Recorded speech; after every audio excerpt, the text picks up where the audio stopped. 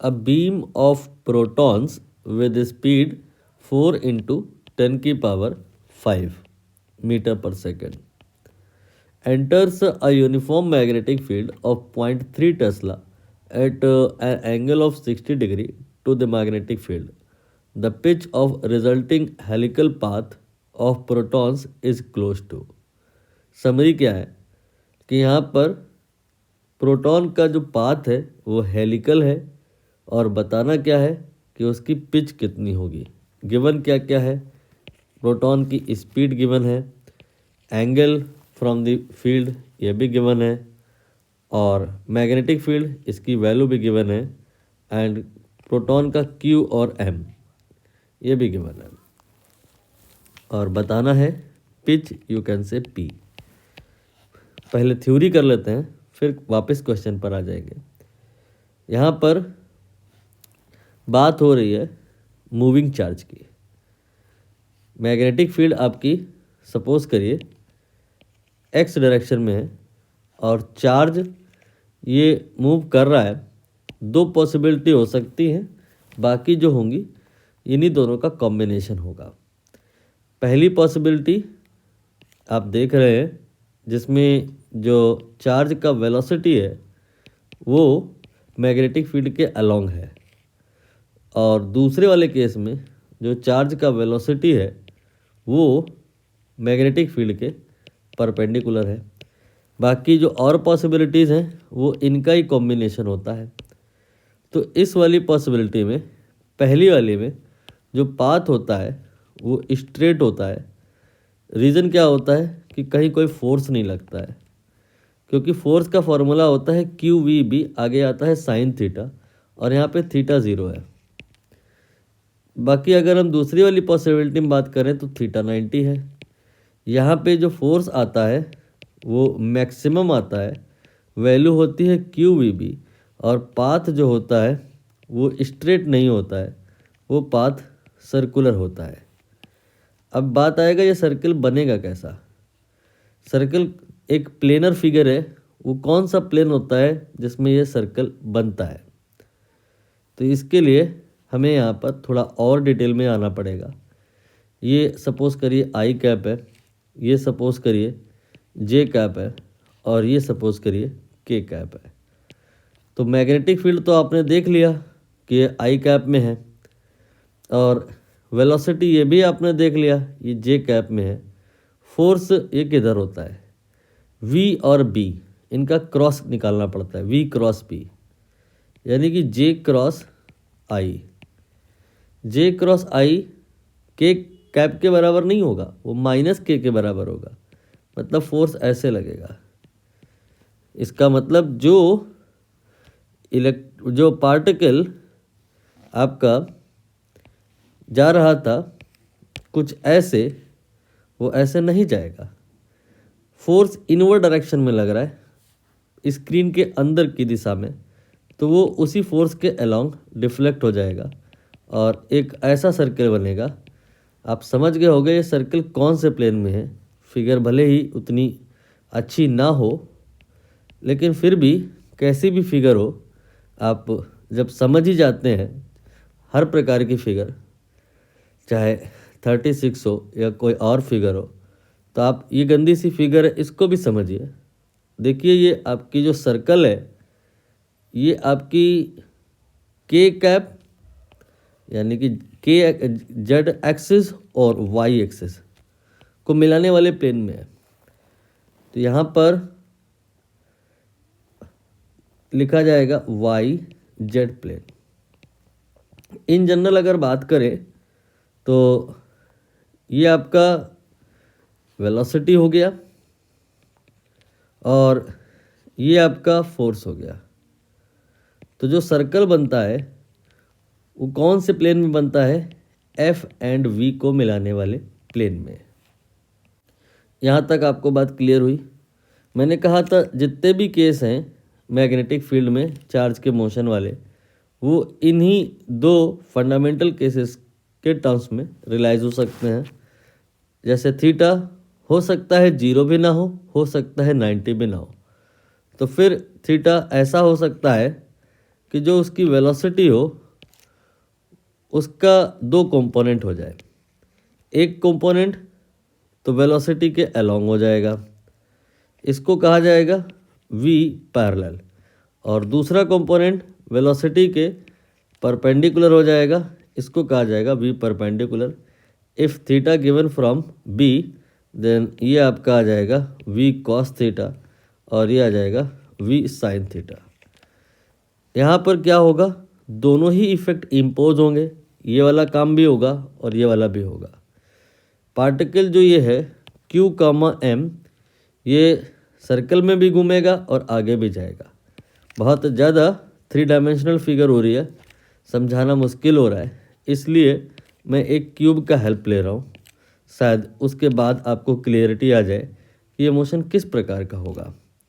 यहाँ पर ये जो मैंने क्यूब बनाया है, सपोज़ करिए ये आपके घर का एक कोई रूम है, उस रूम में जो साइड का दीवार है लेफ़्ट वाला, आप वहाँ पर एक सर्कल बनाइए, ठीक है। और यहाँ पर सर्कल ये जो है कॉपी कर लीजिए, आगे भी आपको धीरे धीरे इस सर्कल को लाते जाना है, आगे भी धीरे धीरे लाते जाना है, क्योंकि अभी आपने ऊपर बताया कि वेलोसिटी के दोनों कंपोनेंट हैं, जिसकी वजह से इसे सर्कल में भी घूमना है और साथ ही साथ इसे आगे भी आना है। तो ये आगे भी आ रहा है, सर्कल में भी घूम रहा है। ये सारी कहानी अगर आप समझ गए तो आपने जो बुक में फिगर देखी होगी वो ऐसी देखी होगी, यही बिल्कुल सही फिगर है।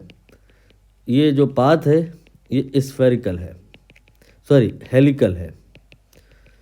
और पिच का क्या मतलब होता है कि एक पूरा जो ये चक्कर लगाया गया, वन कंप्लीट रेवोल्यूशन, उसमें ये वहीं पे तो असली में नहीं घूम गया है ना, ये सर्कल वहीं तो नहीं बना है ना, सर्कल कुछ ये जो छल्ले हैं धीरे धीरे आगे भी आ रहे हैं ना, तो एक रिवोल्यूशन में कितना डिस्टेंस आगे आ रहे हैं आप, यही है पिच। तो आप बताइए पिच जो हुआ है यहाँ पे because of what, v parallel या v परपेंडिकुलर। पैरेलल की वजह से पिच जनरेट हुई है और perpendicular component of the velocity की वजह से रोटेशन हुआ है। तो यहाँ पर v parallel multiplied by t कर दिया जाएगा तो पिच आ जाएगा। t क्या है, एक चक्कर जो लगाया जाता है उसमें जितना समय लगता है वो होता है t। t का फार्मूला होता है 2 पाई m/QB। हो सकता है आपको t का फार्मूला ना पता हो तो फिर उसको भी देख लीजिए। यहाँ पर t एक चक्कर में जो समय लगता है वो कैसे निकलेगा, एक चक्कर में जो डिस्टेंस होगा डिवाइड बाई स्पीड, डिस्टेंस होगा 2 पाई r और स्पीड ये आपका होगा v आप समझ गए होगे कौन वाला, टोटल v नहीं, v परपेंडिकुलर वाला। और अब यहाँ पर r एंड v परपेंडिकुलर के बीच में एक रिलेशन होता है, क्या होता है वो, mv परपेंडिकुलर अपॉन QB। यहाँ से जब हम वैल्यू पुट करते हैं तो t का यही वाला वैल्यू आ जाता है। अब अगर आपको ये भी नहीं पता है तो फिर आपको सेंट्रीफ्यूगल फोर्स यानी कि mv²/r, v परपेंडिकुलर कंपोनेंट होगा यहाँ पर, एंड QVB v परपेंडिकुलर होगा यहाँ पे, इक्वेट कराना होगा। यहाँ से आपको r की वैल्यू मिल जाएगी और r की जो ये वैल्यू मिलेगी उसे आप यहाँ रख दोगे तो t की वैल्यू मिल जाएगी और t की वैल्यू आप यहाँ रख दोगे तो p की वैल्यू मिल जाएगी। आई थिंक पूरी एल्गोरिथम आपको क्लियर हो गई होगी। अब आप क्वेश्चन में सिर्फ वैल्यू पुट करेंगे, आंसर आ जाएगा v parallel multiplied by 2 pi m/QB। अभी भी हमें थोड़ा सा आपको सपोर्ट देना होगा कैलकुलेशन के पॉइंट से। v पैरेलल ये कितना होगा, 4 × 10⁵, ये तो कंप्लीट v है। इसका हमें वो कंपोनेंट चाहिए जो फील्ड के अलोंग है, यानी कि cos 60 हो जाएगा। इसके बाद में 2 और इसके बाद में बस ध्यान से देखो पाई की वैल्यू यहाँ पर हम 3.14 नहीं लेंगे, 22/7 ये भी नहीं लेंगे, 25/8 ले लेते हैं, ये आसान बनाएगा कैलकुलेशन को। और m का वैल्यू ये इन्होंने यहाँ पे लिख दिया है 1.67 10⁻⁻27।